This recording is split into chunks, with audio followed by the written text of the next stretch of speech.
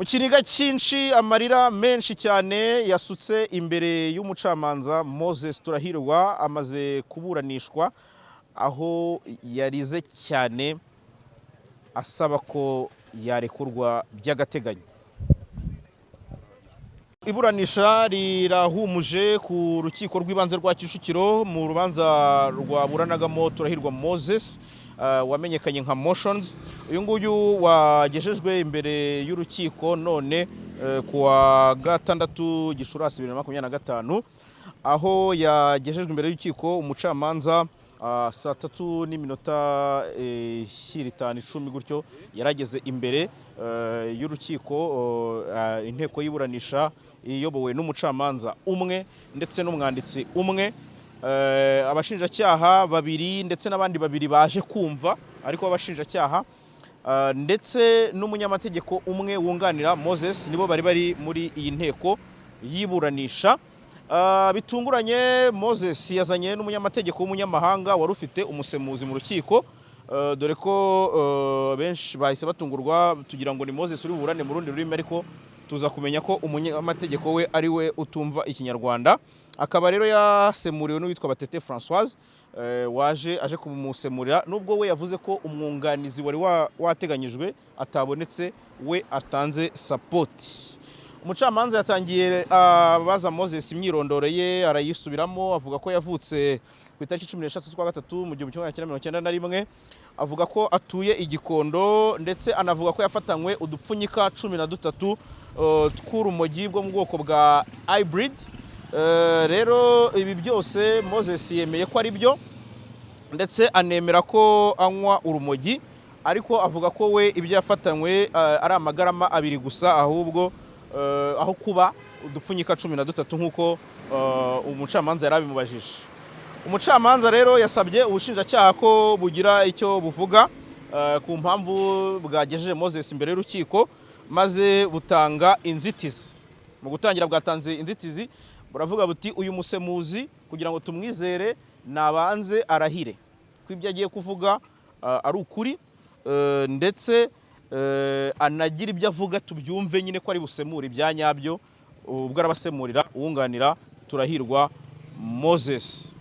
So rero byaje kurangira n'ubundi ubushinjacyaha, umucamanza yanzuye ko Turahirwa Moses agomba kurahira, umusemuzi wunganira Turahirwa Moses agomba kubanza akarahira. Niko byagenze, ararahira avuga ko ibyo agiye kuvuga ari ukuri. Icyakurikiye ni uko umucamanza yahaye umwanya ubushinjacyaha bukavuga imikorere y'icyaha. Mu mikorere y'icyaha rero batangiye bavuga ko atari inshuro ya mbere Moses akurikiranyweho icyaha cyo gukoresha ibiyobyabwenge. Ikindi bagaruka ku rugendo rw'uburyo yafashwe, bavuga ko nyuma y'uko Moses akatiwe igifungo cy'imyaka 3 n'amezi 6 yaje kuba ajurira, ariko nk'uko byari byaragenze ku nshuro ya mbere polisi yakomeje kuperereza iby'uyu Moses iza gusanga agikoresha ibiyobyabwenge. Birangira rero igiye kumusaka ku itariki 14 z'ukwa gatatu 2025. Ikindi kintu cyashingiyeho ku bijyanye n'imikorere y'icyaha nuko ubwo yapimwaga na Rwanda Forensic Institute, uyu Moses yasanzwemo miligarama zigera ku 146, mu gihe ubusanzwe aba ari 0.20. Hanyuma ku cyaha kijyanye no gutunda, dore nacyo ko ubushinjacyaha bwaje bukimushinja, bwavuze ko Moses mu ibazwa rye yiyemereye ko hari ibyo yakuye muri Kenya, ibiyobyabwenge yakuye muri Kenya, ndetse akaba ari ibyo kunywa, ndetse ubushinjacyaha bukaba bukeka ko ashobora no kuba yabicuruza.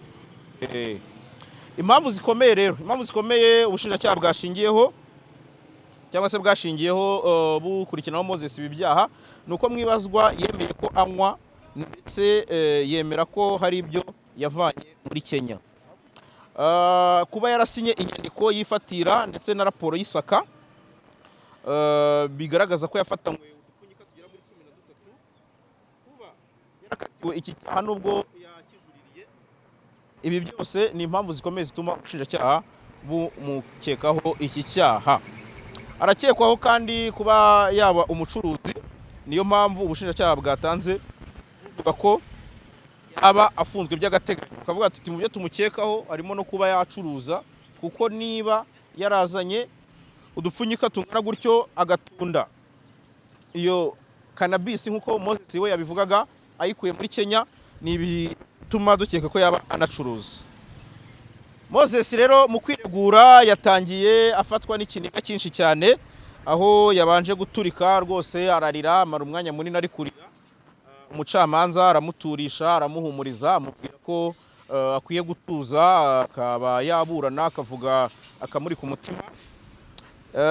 Moses yatangiye yabanje aratuza gakeya, arangije aratangira ariregura, avuga ko yafashwe mu gicuku cyo kuwa 12 z'ukwa gatatu 2025 aho kuba kuri 14. We yavuga ko yafashwe mu gicuku cy'iryo joro, avuga ko icyo gihe yatinze gufungura urugi, biba ngombwa ko inzego z'umutekano zica urwo rugi. Avuga ko akibona polisi, mu baje kumufata akibonamo umupolisi, ngo yahise afata amagarama 2 arangije ayahereza umupolisi, akanavuga ko icyo gihe ifoto yafashwe. Umucamanza yamubajije impamvu anywa cannabis, kuko we yabyemeraga ati njyewe nari mfite amagarama 2 yavaga ku magarama 5 nari mfite nari ndi kunywa. Maze mu gusubiza aravuga ati njyewe mfite agahinda gakabije, n'agahinda gakabije kabintera. Avuga ko nta muganga wamwandikiye imiti, ariko we ko mu bushakashatsi yakoze yabonye imiti myinshi igabanya ububabare irimo cannabis, niko yasobanuye. Umucamanza yamubajije ku kijyanye no gutunda. Ikijyanye no gutunda rero aragihakana, avuga ko we yari afite amagarama 5 akaba yarayazanye mu rwego rwo kwifashisha mu burwayi bwe. Ku nyandiko yifatira igaragaza ko yafatanywe udupfunyika 13 yasinyeho, yavuze ko yasinye atameze neza. Yavuze ko iyo nyandiko yayisinye atameze neza. No kuri raporo y'isaka yakozwe, avuga ko yakozwe adahari. Avuga ko raporo yakozwe adahari, ndetse ko ari nabo mu muryango we baje kumubaza niba ari we wakinze icyumba cye, akabihakana. Abajijwe impamvu hariho umukono we, yavuze ko yasinye amagarama kubera ko yari yatanze ku bushake. We avuga ati njye nasinyiye amagarama 2 kuko n'ubundi umupolisi aza nayamuhaye ku bushake. Yongeye kuvuga ko nta perereza yakozweho, ahubwo avuga ko ibyabaye byose bituruka kuri poste yakoze kuri Instagram yuzuye amarangamutima yo mu bwana, ariko akavuga ko yayisabiye imbabazi abanyarwanda n'umukuru w'igihugu. Ibi ngibi umucamanza yamuciye mu ijambo, aramubwira ati ntaho bihuriye no kuba ari raporo y'isaka, ahubwo we dusobanukira raporo y'isaka. Arangije akomeza ayihakana. Ku kijyanye n'ifungurwa ry'agateganyo, Moses wari wanditse amagambo yo kwifashisha yasabye atakamba ko yababarirwa cyane, ndetse ko ari gukurikiranwa n'abaganga. Akaba afite icyemezo ko hari umuganga wari uri kumukurikirana, ndetse ko yendaga kujya muri Amerika kwivuza kuri rendezvous agaragaza, ndetse akanavuga ko yamaze gukatisha itike. Akanavuga ko ari umuganga muri RBC waje kumusuzuma ubwo yari afunze ku bijyanye n'uburwayi bwo mu mutwe, ndetse akaba azakora raporo. Ibi umucamanza yamubajije ati se ko wari waraketsweho gukoresha ibiyobyabwenge, ndetse bikagaragara ko ubikoresha, waba hari ikimenyetso kigaragaza cyangwa se watangiye gukurikiranwa n'abaganga ryari? Avuga ko abaganga batangiye kumukurikirana mu kwezi kwa 2. Uwunganira Moses yahawe ijambo, ubwo nyine umusemuzi wakagenda amusemurira ku kijyanye no gutunda ibiyobyabwenge. Uwunganira Moses yavuze ko quantité Moses yari afite igaragaza ko atari gutunda, kuko gutunda yakaba yafite intention yo gucuruza. Akavuga ati ikigaragaza ko Moses atatunze nuko ataraje gucuruza, yari yaguze itabi ryo kwifashisha rye. Akanavuga ko kuba yaranyuze ku kibuga cy'indege bigaragaza ko Moses atari gutunda, ariko ibi byose ubushinjacyaha bwabiteye ishoti. Ku nyandiko rero yasinye umwunganira Moses nawe yavuze ko inyandiko yasinywe nta bushake burimo, kuko yavuze ati they forced him urumva ni buryo yavuga mu cyongereza ati rero yabonye nta mahitamo arasinya, abona nta kundi arasinya. Ngo rero iminsi 30 y'agateganyo, yavuze ko kondisiyo Moses arimo itamwemerera kujya muri gereza, ahubwo ko yakakwiye kuba akurikiranwa n'abaganga, yafashwa agahura n'abaganga. Ndetse ikindi kintu umunyamategeko yagarutseho, yavuze ko hari ifoto yafashwe ubwo Moses yatabwaga muri yombi cyangwa se yasakwaga iwe mu rugo, ariko itaragaragaye. Bakavuga ati iyo foto ikwiye kugaragara kugira ngo ibe ikimenyetso, kuko Moses aburana avuga ko yafatanywe amagarama 2, mu gihe ubushinjacyaha buvuga ko yari afite udupfunyika tugera kuri 13. Uwunganira Moses kandi yavuze ko hari raporo ya RBC ijyanye n'ubuzima bwo mu mutwe bategereje, igaragaza wenda uko Moses ameze, nabyo bikaba byamufasha. Hanyuma kugutunda rero iki ngiki ubushinjacyaha bwongeye gufata ijambo, nabwo bukigarukaho buravuga buti ntangano, itegeko rigaragaza ko ntangano nubwo ndetse nta nubwo gutunda byasobanurwa no gucuruza. Kuba nyir'ubwite cyangwa se kuba Moses yiyemerera ko yazanye cyangwa se yakuye itabi rya hybrid muri Kenya birahagije kugira ngo byitwe gutunda, niko ubushinjacyaha buvuga. Ubushinjacyaha kandi hari akantu bwagarutseho bugaragaza ko Moses ari kwigiza nkana nk'umuntu wigeze kuburanaho, ndetse bukanavuga ko ibyo akora ari nko gusebya inzego. Akavuga ko niba Moses avuga ko yasatswe, akavuga ko nta biyobyabwenge yafatanywe, kandi inzego zaragaragaje ko hari ibiyobyabwenge yafatanywe, ubushinjacyaha bwo bubifata nko kusebya inzego, kugaragaza ko inzego zo zitunze ibiyobyabwenge. Niba ibyo biyobyabwenge bitari bya Moses, ubushinjacyaha bukemeza ko hari ibiyobyabwenge bufite bya Moses, ubwo ni ukugaragaza ko Moses ari gutunga agatoki inzego agaragaza ko zitunze ibiyobyabwenge. Iki ngiki ubushinjacyaha bwakigarutseho, ndetse kuba ari insubiracyaha ibaye mu gihe cy'amezi 5, iki nacyo ubushinjacyaha bwagitinzeho ku kijyanye no kuba Moses atafungurwa by'agateganyo, ahubwo yakabaye akurikiranwa afunze. Hari ikindi kintu ubushinjacyaha bwagarutseho kijyanye no kuba Moses Turahirwa avuga ko ashaka gukiranwa n'abaganga, ariko bakavuga bati hari abantu benshi bafunzwe kandi bafata imiti bakurikiranwa n'abaganga kandi bikagenda neza, ntabwo iyo yaba impamvu ikomeye ituma Moses adafungwa. Iki ngiki ubushinjacyaha bwakigarutseho. Uwunganira Moses yafashe ijambo, ariko yongera nanone gutunga agatoki ubushinjacyaha agaragaza ko hari inyungu runaka bufite muri iki kirego bwarezemo Moses.